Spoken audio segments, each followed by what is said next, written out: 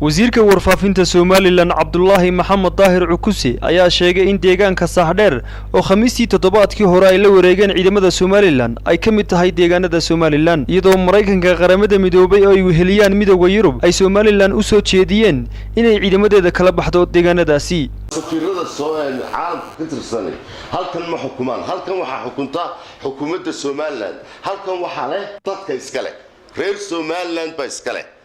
meesha ummadna leh ninka meel jooga aanu halkan garanaynin ee Saxdheer halkay ku tahay la garanaynin ee anaga nala Saxdheer ka baxa sidii aanu galay dal shisheeye ninkaas waa nin aan xuduud kala garanaynin adeer waxaan isku day doonaa inaan maapka tusno oo aan barno cid kasta oo baahatay inaan u cadeeyno in Saxdheer dalkayga ku taalo waan u cadeynaa.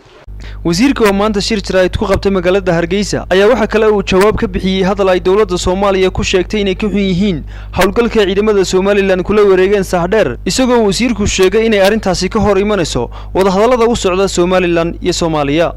waa jabiseen heshiiskii inoo dhaxeeyay wadahadalkii Soomaaliya iyo Somaliland u dhaxeeyayna waxa uu noqday mid dhaawacmay markii uu dhuxulow ku dhawaaqay in uu ka hadlo qayb ka mid ah Somaliland oo uu ka hadlo waxay ka aaminsan yihiin markii Muqdisho xildhibaanna ka soo dirteen markii ay u soo dirteen inay Somaliland gudaheeda ku shiraan markii ay u soo dirteen inay Somaliland gudaheeda khalkhal gelisaan waxaanu annaguna noo muuqataa in wadahadalkii Somaliland iyo Soomaaliya u dhaxeeyay dhaawacmay waxaanu leenahay annagu maanta waxaanu iclaaminaynaa oo aanu qof kasta oo ay ka daahan tahay u sheegayna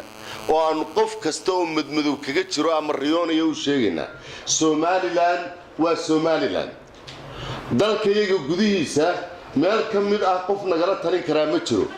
dalkayga gudihiisa waxaanu ka yeegayno iyo nabadiisu sida ay ku sugmayso iyo qarannimada Somaliland sida loo adkeynayo kala tashan mayno qof aan dalkayga iyo dadkayga ka mid ahayn oo dibadda ka jooga waxaanu leenahay Soomaaliya haddii ay idin deeqdo nabadii aanu idin kula noolayn dhinaca warbaahinta iyo dhinaca militariga labadaba annagu diyaar baanu nahay laakiin waxa muuqata in xildhibaanadiina iyo dayuurada saaran qayb ka mid ah Somaliland ay yimaadeen waa dagaal cilaamsan waa dagaal marka dambena warbaahinta ku qirateen oo ku cadeysan in qayb ka tihiin waxa ka socda buqacada la yiraahdo Saxdheer inaad qayb ka tihiin buqacadaasi waxa ka socda iyo rabshada laga aloosay in Cali Khaliif kuwa dabada ka soo riixaya ee odayga way khalkhaliyeen idinka tiin waa wax cadaana baaqan ay soo saareen beesha caalamku ayaa ku soo beegmayay xilli ciidamada Somaliland ay wali gacanta ku hayaan deegaanka Saxdheer waxaana noqonaysaa markii labaad ee beesha caalamku sidan oo kale uga hadasho xaaladaha deegaanadaasi. Khalid Xabsi, Kalsan TV, Hargeysa.